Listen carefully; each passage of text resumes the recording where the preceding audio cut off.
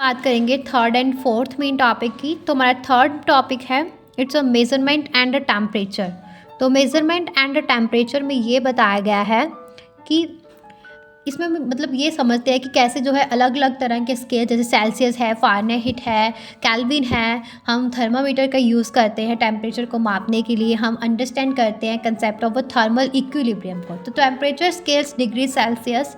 तो एक common scale है जो कि 0 डिग्री सेल्सियस उसका फ्रीजिंग पॉइंट है पानी का, और 100 degree Celsius the boiling point. Fahrenheit एक और स्केल है जहाँ पे 32 डिग्री फ़ारेनहाइट जो है फ्रीजिंग पॉइंट है पानी का, और 212 डिग्री फ़ारेनहाइट बॉइलिंग पॉइंट है। ऐसे ही केल्विन। तो ऐसा ही यूनिट जो है टेम्परेचर की, it is an absolute temperature scale with the 0 kelvin representing absolute 0 और लोएस्ट पॉसिबल टेम्परेचर।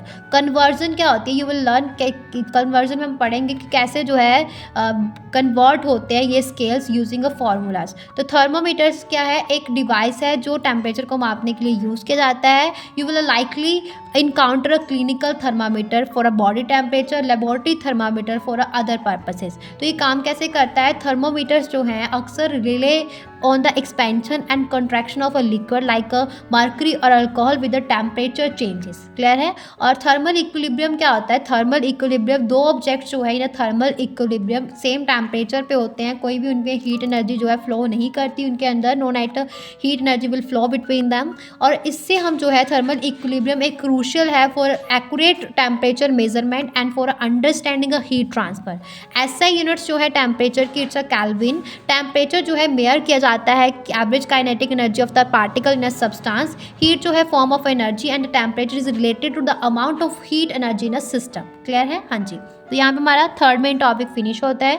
अभी फोर्थ मेन टॉपिक की बात करेंगे, it's ideal gas equation and absolute temperature. Ideal gas equation is PV is equal to nRT, जो ये बताती है कि pressure, volume, number of moles मतलब small n, gas constant capital R और एब्सोल्यूट टेम्परेचर कैपिटल T जो है ideal gas के, उनके बीच में क्या रिलेशनशिप है। जबकि एब्सोल्यूट टेम्परेचर कैपिटल T ये बताता है कि टेम्परेचर जो मेयर किया जाता है ऑन द केल्विन स्केल, जहाँ पे 0 केल्विन रिप्रेजेंट करता है एब्सेंस ऑफ थर्मल एनर्जी को। तो आइडियल गैस इक्वेशन जो है एक फंडामेंटल इक्वेशन है इन थर्मोडायनेमिक्स, जो ये बताती है कि आइडियल गैस का बिहेवियर कैसा है, और it combines empirical laws like a Boyle's law, Charles law, Avogadro's law. और ये इक्वेशन रिप्रेजेंट की जाती है PV is equal to nRT।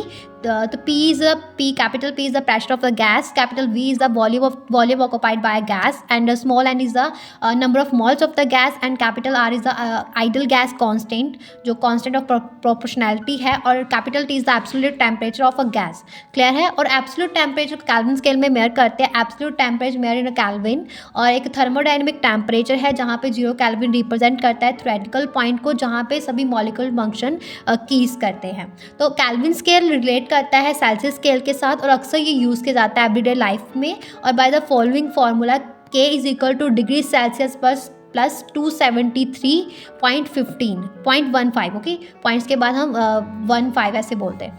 तो इससे हम absolute temperature, understanding absolute temperature is crucial for accurately applying the ideal gas equation. Clear है। हाँ जी। तो ये सब बताया गया है। यहाँ पे हमारा जो है फोर्थ मेन टॉपिक भी फिनिश होता है।